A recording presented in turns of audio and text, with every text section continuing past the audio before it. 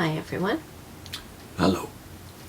We're on page 557 of In Search of Christian Freedom. We've just started a new chapter, An Appealing Promise Unfulfilled. People are often disillusioned by what they see as hypocrisy among many church leaders and members, but they are confused by the multiplicity of denominational divisions and the sectarian spirit which contributes to such divisions. They are concerned about the nationalism expressed, the record of warfare within Christendom, the history of oppression of minorities, and the fact that political action has often been required to bring about racial equality within Christian communities. One former witness living in Northern Virginia, who joined a small church after her separation from the Watchtower organization, related that she had always been a worker when a witness, and so she continued to be a worker in this small congregation. As a result, they began giving her additional responsibility, and this continued over a period of about 2 years. She stated, however, that the farther up the ladder they moved her, the more church politics she saw, and she finally withdrew. Similar disillusionment can and often does result in connection with movements developed by persons who have themselves left the Watchtower organization. The same person just mentioned wrote of a phone call she received from a young woman in her area who had been disfellowshipped for having association with a disfellowshipped person. The woman said she was so adversely affected by a voluminous legal packet sent to her by the Watchtower Society's attorney, Leslie Long, designed to show that any legal action against the society would be futile, that she decided to contact some former witnesses. She first contacted a man whose name she had found through the news media. She related that she spoke with him by phone for close to 2 hours.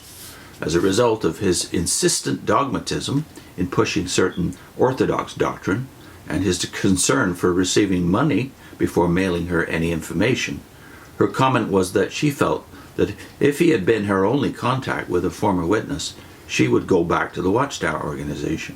Another woman living in California wrote, quote, "Your book was a refreshing change from the JW bashing judgmental books written by embittered witnesses. I can understand why some are bitter. I fight that myself, having spent 20 years in the organization.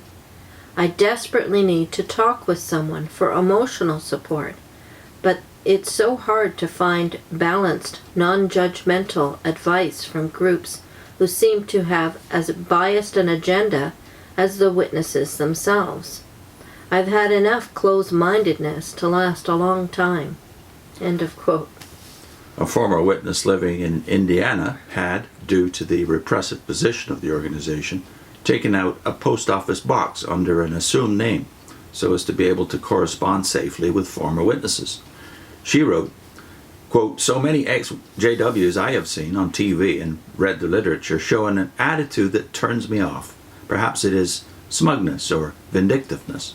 I feel that they themselves are guilty of the things they accuse the Watchtower of, half-truths, lifting things out of context, etc."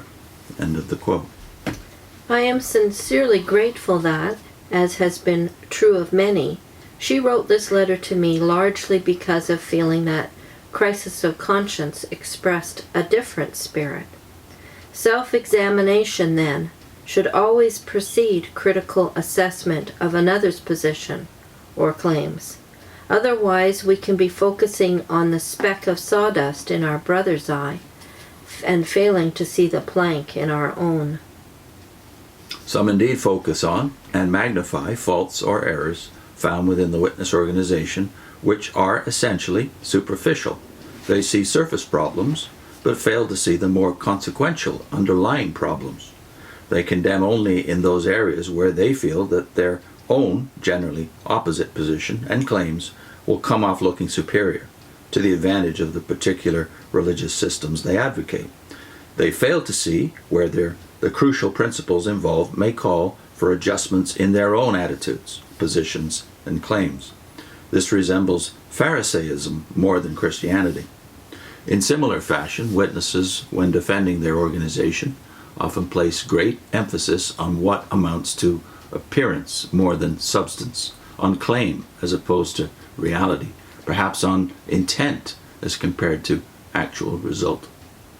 There is unquestionably an enormous potential for good in an association with millions of members living in some 200 lands. And that is what I find particularly tragic.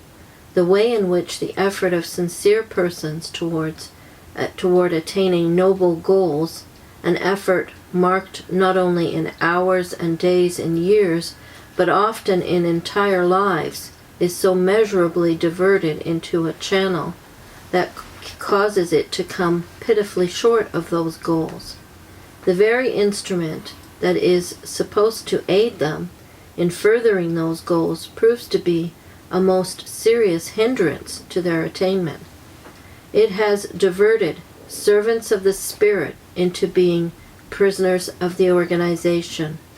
The organization has become less the vehicle of the idea than a channel through which particular interests must be served. This analysis that he borrows from Mr. Brown, the parliamentarian, in the last episode we talked about that, breaking the witnesses up into servants of the Spirit, defining them as that in the beginning, and then making the point that it's tragic, particularly tragic, he says, that they became prisoners of the organization, as if sincerity was the mark. But again, underestimating the flesh in all of this. That Paul says that among the works of the flesh are divisions, sects, these hostilities that they already had at the beginning, that not just Russell, but certainly later on, especially later on in the Rutherford days, this spirit of hostility and judgment towards others. We have to see that that was there at the beginning too, not just servants of the Spirit who just happened to disagree with everybody else it's not and felt just, superior to everybody else. That's right. It's not just the leadership that feels this way either.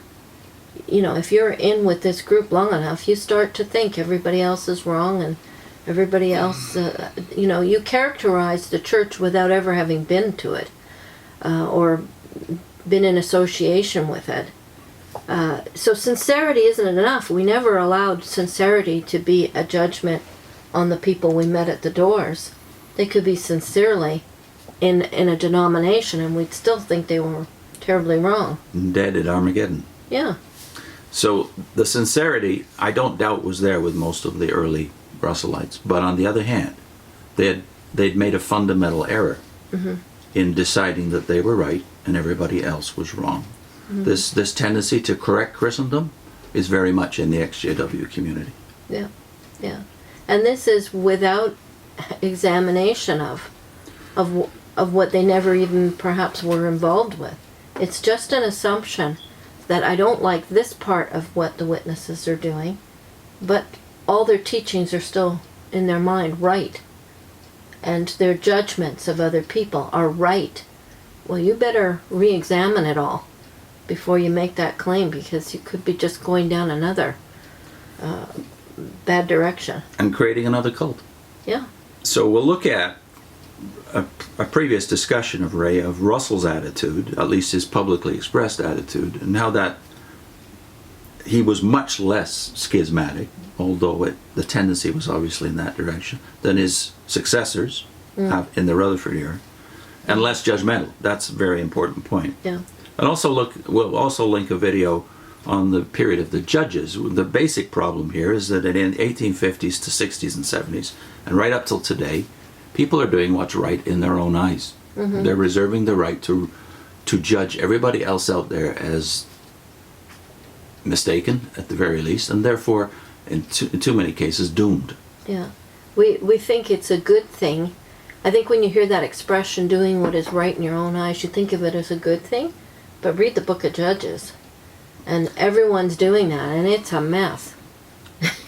When everyone just does what they think is right, it's not a good thing. No sense of accountability to people outside, and no sense of submission to the church's consensus. No sense. Yeah. So that break of continuity with the past, it was obviously there in the period of the Judges, and it led to, at the end of the period of the Judges, the decision that we need a king like everybody else. So tyranny grew out of this tendency for everyone to think that he knew what was best. Yeah. put those on your screen. Our video we did from the great Old Testament commentator A.R. Fawcett, who talked about this way back in the Russell era. One of the greatest commentaries on the book of Judges. And also, next time, the spiritual paradise that witnesses have been claiming they uniquely have. And this text, Romans 12:3, I say to everyone among you, do not be conceited or think too highly of yourself, but think your way to a sober estimate based on the measure of faith God has dealt to each of you. Romans 12:3 in the New English Bible.